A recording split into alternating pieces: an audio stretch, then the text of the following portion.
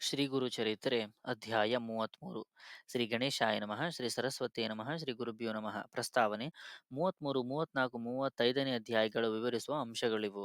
ಶ್ರೀ ಗುರುವು ಮಠದಲ್ಲಿದ್ದುಕೊಂಡೇ ಕಾಡಿನಲ್ಲಿ ಒಬ್ಬ ಸಾಧು ರೂಪದಲ್ಲಿ ಸಾವಿತ್ರಿಗೆ ದರ್ಶನ ಕೊಡುತ್ತಾರೆ. ಹಾಗೆಯೇ ಒಂದೇ ಸಮಯದಲ್ಲಿ ಬೇರೆ ಬೇರೆ ರೂಪಗಳಿಂದ ಭಕ್ತರನ್ನು ಅನೇಕ ಪ್ರದೇಶಗಳಲ್ಲಿ ಅನುಗ್ರಹ ಮಾಡಿದ ಲೀಲೆ ಸಾಯಿಬಾಬಾ ಚರಿತ್ರೆಯಲ್ಲೂ ಕೂಡ ನೋಡಬಹುದು. ಇದು ದತ್ತಸ್ವಾಮಿಯ ವಿಶೇಷತೆ. ಅದಕ್ಕೆ ಅವರು ಕಾಶಿಯಲ್ಲಿ ಸ್ನಾನ ಜಪಗಳು, ಕೊಲ್ಲಾಪುರದಲ್ಲಿ ಭಿಕ್ಷೆ, ಮಾಹುರುಪುದಲ್ಲಿ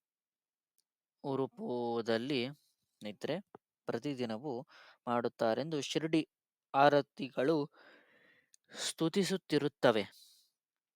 ಒಬ್ಬಳು ವೇಶ್ಯೆ, ಅವಳಲ್ಲಿದ್ದ ಕೋತಿ ಕೂಡ ರುದ್ರಾಕ್ಷ ಮಹಿಮೆಯಿಂದ. ಒಬ್ಬಳು ರಾಜಕುಮಾರಿ ಸೋಮವಾರ ವ್ರತದಿಂದ ಶುಭ ಹೊಂದಿದ ಹಾಗೆ ಶ್ರೀಗುರು ಹೇಳುತ್ತಾರೆ.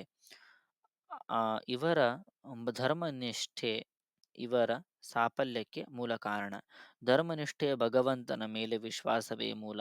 ಭಗವಂತನಲ್ಲಿ ಅನನ್ಯ ಪ್ರೇಮವಿದ್ದರೆ ಅವನ ಶಾಸನವೇ ಆದ ಧರ್ಮದಲ್ಲಿ ಪ್ರೀತಿ ಏತಕ್ಕಿರುವುದಿಲ್ಲ. ಧರ್ಮವಿಲ್ಲದೆ ರುದ್ರಾಕ್ಷಿ ವ್ರತ, ವೇದಾಧ್ಯಯನ ವ್ಯರ್ಥವೆಂದು, ಮಿಥ್ಯಾಚಾರವೆಂದು ಶ್ರೀ ಗುರುವಿನ ಸೂಚನೆ. ಪ್ರಾರಬ್ಧವಶದಿಂದ ಹೊರಗಿನವರ ದೃಷ್ಟಿಯಲ್ಲಿ ವೇಶ್ಯೆಯಾದರೂ ಧರ್ಮನಿರತವಾದ ಅಂತರಂಗ ಭುಕ್ತಿ ಅವಳಿಗೆ ಉತ್ತಮ ಗತಿ ಕೊಟ್ಟವು. ಸದ್ಗುರುವು ಸಮಾಗಮದಿಂದ ವಿಭೂತಿ, ರುದ್ರಾಕ್ಷಿ ಕೂಡ ಅನೇಕ ಫಲ ಕೊಡುತ್ತವೆಯೆಂದು. ಸದ್ಗುರು ಸಮಾಗಮವು ರಾಕ್ಷಸರಲ್ಲೂ ಇಹ ರಾಕ್ಷಸರಲ್ಲೂ ಸಹ ಪರಿವರ್ತನೆ ಉಂಟು ಮಾಡುತ್ತದೆಂದು ರಾಜ ಪರಾಶರ ಮಹರ್ಷಿಯನ್ನು, ಬ್ರಹ್ಮರಾಕ್ಷಸ ವಾಮದೇವ ಮಹರ್ಷಿಯನ್ನು ಆಶ್ರಯಿಸಿದ ಕಥೆಗಳು ತಿಳಿಸುತ್ತವೆ. ಸದ್ಗುರುವನ್ನು ಆಶ್ರಯಿಸಿದ ಬಾಹ್ಯಾಚಾರ ಪಾಲನೆ ಅಹಂಕಾರ ಅಜ್ಞಾನಕ್ಕೆ ಚಿಹ್ನೆ ಆದ ಕಾರಣ ಸದಾಚಾರವನ್ನು ನಿಶ್ಚಿತವಾಗಿ ಸೂಕ್ಷ್ಮವಾಗಿ ಬಿಡಿಸಿ ಹೇಳಬಲ್ಲವರು ಅದರಲ್ಲಿ ಪರಿಪೂರ್ಣತೆಯನ್ನು ಹೊಂದಿದವರೇ ಅಲ್ಲವೇ? ಭಸ್ಮ, ರುದ್ರಾಕ್ಷಿ ದೇಹದಲ್ಲಿ ಧರಿಸುವುದು ಎಂದರೆ ಅವಳ ಮೂಲಕ ಸಂಕೇತವಾದ ಪರಮಾತ್ಮ ತತ್ವವನ್ನು ಹೃದಯದಲ್ಲಿ ಶ್ರದ್ಧೆಯಿಂದ ನಿಲ್ಲಿಸಿಕೊಳ್ಳುವುದು ಎನ್ನುವುದೇ.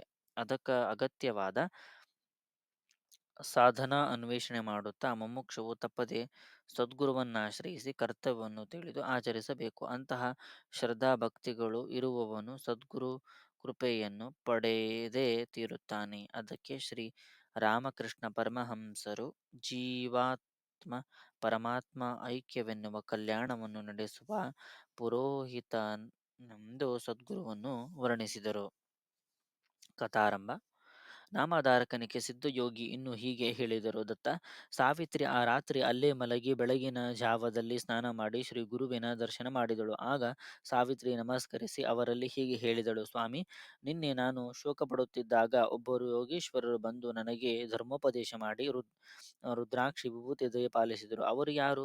ಅವರು ಹೇಳಿದ ಮಾತಿನಿಂದಲೇ ನಮಗಿಂತಹ ಮಹದ್ಭಾಗ್ಯ ಉಂಟಾಯಿತು. ಮತ್ತೆ ಅವರ ದರ್ಶನ ಎಂದು ಲಭ್ಯವಾಗುತ್ತದೆ? ಶ್ರೀ ಗುರುವು ಸಣ್ಣಗೆ ನಕ್ಕು, ಅಮ್ಮ, ನಿನ್ನ ಪತಿ ಭಕ್ತಿಯನ್ನು ನೋಡಿಸಲೋಸುಗ ನಾವೇ ಮಾರುವೇಷದಲ್ಲಿ ನಿನ್ನ ಹತ್ತಿರ ಬಂದಿದ್ದೆವು. ನಿನಗೆ ರುದ್ರಾಕ್ಷಿ ಮಹಿಮೆಯನ್ನು ತಿಳಿಸುವುದಕ್ಕೋಸ್ಕರವೇ ಅದನ್ನು ಪ್ರಸಾದಿಸಿದ್ದೆವು.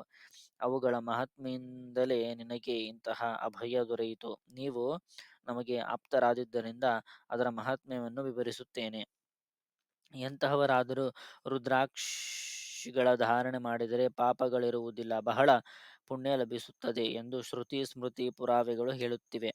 1000 ರುದ್ರಾಕ್ಷಿಗಳು ಧರಿಸಿದವನು ಸಾಕ್ಷಾತ್ ರುದ್ರನೇ. ಅಷ್ಟು ದೊರೆತಿದ್ದಾಗ ಬಾಹುಗಳಿಗೆ 16 ಹಾಕಿ, ಶಿಖೆಯಲ್ಲೊಂದು, ಕೈಗಳಿಗೆ 24, ಕತ್ತಿನಲ್ಲಿ 32, ಶಿರಸ್ಸಿನಲ್ಲಿ 42, ಕಿವಿಗಳಿಗೆ 12, ಕಣ್ಣುಗಳಿಗೆ 1, ವಕ್ಷಸ್ಥಲದಲ್ಲಿ 108 ಧರಿಸಿದವನು ಸಾಕ್ಷಾತ್ ಕುಮಾರಸ್ವಾಮಿಯ ಸಮಾನನು. ಅವುಗಳಿಗೆ ಪಗಡೆ ಸ್ಫಟಿಕಗಳನ್ನು ಸೇರಿಸಿ ಚಿನ್ನದಲ್ಲಿ ಸುತ್ತಿ ಧರಿಸಿದವರಿಗೆ ರುದ್ರಲೋಕ ಪ್ರಾಪ್ತಿಯಾಗುತ್ತದೆ. ರುದ್ರಾಕ್ಷಿ ಮಾಲೆಯಿಂದ ಜಪ ಮಾಡಿದರೆ ಅನಂತ ಫಲ ಬರುತ್ತದೆ. ಭಸ್ಮ ರುದ್ರಾಕ್ಷಿ ಧರಿಸದವನ ಜನ್ಮವೇ ವ್ಯರ್ಥ. ಅದನ್ನು ಧರಿಸಿ ಸ್ನಾನ ಮಾಡಿದರೆ ಗಂಗಾ ಸ್ನಾನ ಫಲವಿರುತ್ತದೆ. ರುದ್ರಾಕ್ಷಿಗಳಲ್ಲಿ ಏಕಮುಖ ಜನ್ಮರಾಹಿತ್ಯವನ್ನು ಕೊಡಬಲ್ಲದು. ಎಂತಹುದೇ ರುದ್ರಾಕ್ಷಿಗಳನ್ನು ಧರಿಸಿದರೂ 4 ಪುರುಷಾರ್ಥಗಳು ಸಿದ್ಧಿಸುತ್ತವೆ. ಹಿಂದೆ ಕಾಶ್ಮೀರ ದೇಶದಲ್ಲಿ ಭದ್ರಸೇನನೆನ್ನುವ ರಾಜನಿಗೆ ತಾರಕನೆಂಬ ಮಗ, ಮಂತ್ರಿ ಸುಧರ್ಮನಿಗೆ ಸದ್ಗುಣನೆನ್ನುವ ಮಗ ಇದ್ದರು. ಅವರು ಬಹಳ ಪ್ರೀತಿಯಿಂದ ಯಾವಾಗಲೂ ಜೊತೆಯಾಗಿರುತ್ತಾರೆ.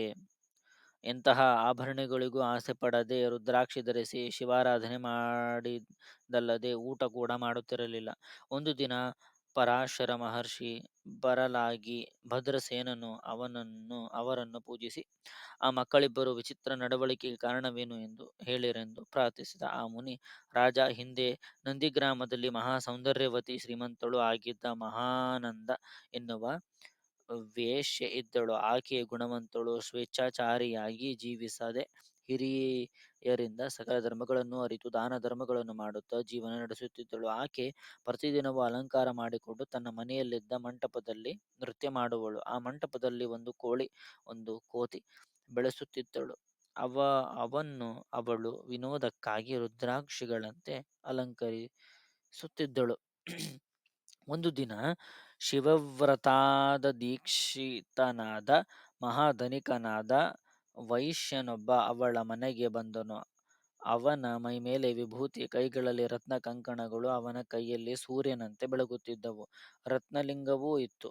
ಅದನ್ನು ನೋಡಿ ಆ ವೇಶ್ಯೆ ಆಸೆಪಟ್ಟು ಅವನಿಗೆ ತನ್ನ ಸಖಿಯರೊಡನೆ ಹೇಳಿ ಕಳುಹಿಸಿದಳು. ಅವನು ಆ ಮಂಟಪದಲ್ಲಿ ಕುಳಿತು ಮಹಾ ಸೌಂದರ್ಯವತಿಯಾದ ಆ ವೇಶ್ಯೆಯನ್ನು ತನ್ನನ್ನು ಸಂತೋಷಪಡಿಸಬಲ್ಲವಳಾದರೆ ಆ ಲಿಂಗವನ್ನು ಕೊಡುತ್ತೇನೆ. ಆ ವೇಶ್ಯೆ ಅದಕ್ಕೆ ಬಹು ಸಂತೋಷಪಟ್ಟು 3 ರಾತ್ರಿಗಳು ಪತಿವ್ರತಾ ಧರ್ಮವನ್ನನುಸರಿಸಿ ಅವನನ್ನು ಸೇವಿಸಬಲ್ಲೆ ಎಂದು ತನ್ನ ಸಖಿಯ ಮೂಲಕ ಹೇಳಿದಳು. ಆ ವೈಶ್ಯ ಆ ಮಾತು ಕೇಳಿ ನಕ್ಕು, ಕುಲಸ್ತ್ರೀಯಂತೆ ವೇಶ್ಯೆಗೆ ಅದು ಹೇಗೆ ಸಾಧ್ಯ ಎಂದು ಮೂದಲಿಸಿದ.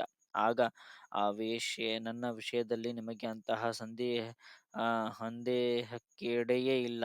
ನಾನು ತ್ರಿಕರಣ ಶುದ್ಧಿಯಾಗಿ ಆ 3 ದಿನಗಳು ಪತಿವ್ರತ್ಯವನ್ನವಲಂಬಿಸಿರುತ್ತೇನೆ ಎಂದು ಹೇಳಿ ಆ ಲಿಂಗದ ಮೇಲೆ ಕೈಯಿಟ್ಟು ಸೂರ್ಯ ಚಂದ್ರರ ಸಾಕ್ಷಿಯಾಗಿ ಪ್ರಮಾಣ ಮಾಡಿದಳು.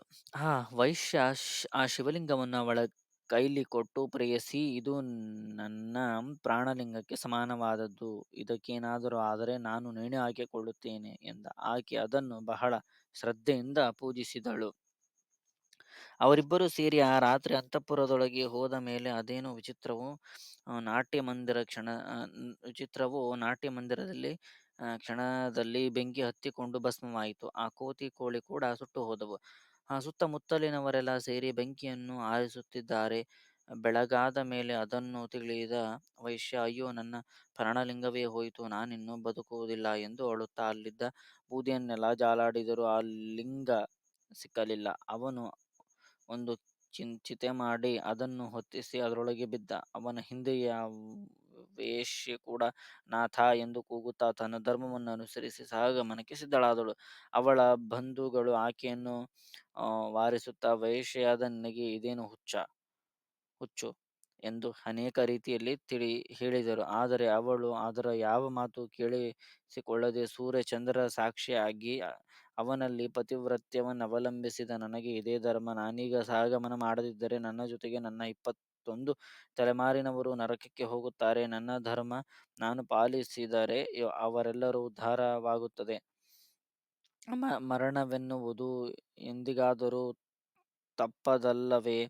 ಹೀಗೆ ಹೀನವಾಗಿ ಬದುಕುವುದಕ್ಕಿಂತ ನನ್ನ ಧರ್ಮವನ್ನಾಚರಿಸಿ ಉದ್ಧಾರವಾಗುವುದು ಬಹಳ ಶ್ರೇಷ್ಠ ಎಂದು ಹೇಳಿ ಬೆಂಕಿಯಲ್ಲಿ ಬೀಳಲು ಹೋದಳು. ತಕ್ಷಣವೇ ಶಿವ ಪ್ರತ್ಯಕ್ಷವಾಗಿ, ಸುಂದರಿ, ನಿನ್ನ ಗುಣವನ್ನು ಪರೀಕ್ಷೆ ಮಾಡಬೇಕೆಂದು ನಾನೇ ಆ ವೈಶ್ಯ ರೂಪದಲ್ಲಿ ಬಂದೆ. ನಿನಗೆ ಕೊಟ್ಟದ್ದು ನನ್ನ ಆತ್ಮಲಿಂಗವೇ. ಆ ಮಂಟಪದಲ್ಲಿ ನಾನೇ ಬೆಂಕಿಯಿಟ್ಟು ನಿನ್ನ ಪತಿವ್ರತ್ಯದ ಪರೀಕ್ಷೆ ಮಾಡಿದೆ. ನಿನಗಿಷ್ಟು ಬಂದ ವರ ಕೇರಿಕೋ ಎಂದು ಹೇಳಿದ. ಅವಳು ಆಶ್ಚರ್ಯಪಟ್ಟು ಭಕ್ತಿಯಿಂದ ನಮಸ್ಕಾರ ಮಾಡಿ, ಸ್ವಾಮಿ, ನನಗೆ ಈ 3 ಲೋಕಗಳಲ್ಲೂ ಎಂತಹ ಭೋಗಾಸಕ್ತಿಯೂ ಬೇಡ. ನನ್ನನ್ನು ಈ ಸಂಸಾರ ಬಂಧನದಿಂದ ಬಿಡಿಸಿ ಶಾಶ್ವತವಾದ ಶಿವಸಾಯುಜ್ಯವನ್ನು ಪ್ರಸಾದಿಸು. ಎಂದು ಪ್ರಾರ್ಥಿಸಿದಳು. ಶಿವ ಸಂತೋಷಪಟ್ಟು ಆಕೆಯನ್ನು ಕೈಲಾಸಕ್ಕೆ ಕರೆದುಕೊಂಡು ಹೋದ. ಆ ದಿನ ನಾಟ್ಯ ಮಂಟಪದಲ್ಲಿ ಬೆಂಕಿಯಲ್ಲಿ ಸಿಕ್ಕಿ ಸುಟ್ಟು ಹೋದ ಆ ಕೋಳಿ ಕೋತಿ ಈಗ ಮಕ್ಕಳಾಗಿ ಹುಟ್ಟಿದ್ದಾರೆ. ಪೂರ್ವಜನ್ಮ ಸಂಸ್ಕಾರದಿಂದ ಶಿವಭಕ್ತರಾಗಿ ಭಸ್ಮ ರುದ್ರಾಕ್ಷಿಗಳನ್ನು ಇಷ್ಟೊಂದು ಪ್ರೀತಿಯಿಂದ ಧರಿಸುತ್ತಾರೆ. ಇವರ ಪುಣ್ಯ ಹೇಳಲು ಸಾಧ್ಯವಾದದ್ದು ಎಂದು ಹೇಳಿದ. ಆದ್ದರಿಂದ ಓ ಸಾಧ್ವಿ, ರುದ್ರಾಕ್ಷಿ ಇಂತಹ ಮಹಿಮೆಯುಳ್ಳದ್ದು ಎಂದು ಶ್ರೀ ಗುರುವು ಹೇಳಿದರು. ಶ್ರೀ ದತ್ತಾಯ ಗುರವೇ ನಮಃ. ಶ್ರೀ ಶ್ರೀಪಾದ ಶ್ರೀ ವಲ್ಲಭಾಯ ನಮಃ. ಶ್ರೀ ನೃಸಿಂಹ ಸರಸ್ವತಿ ನಮಃ.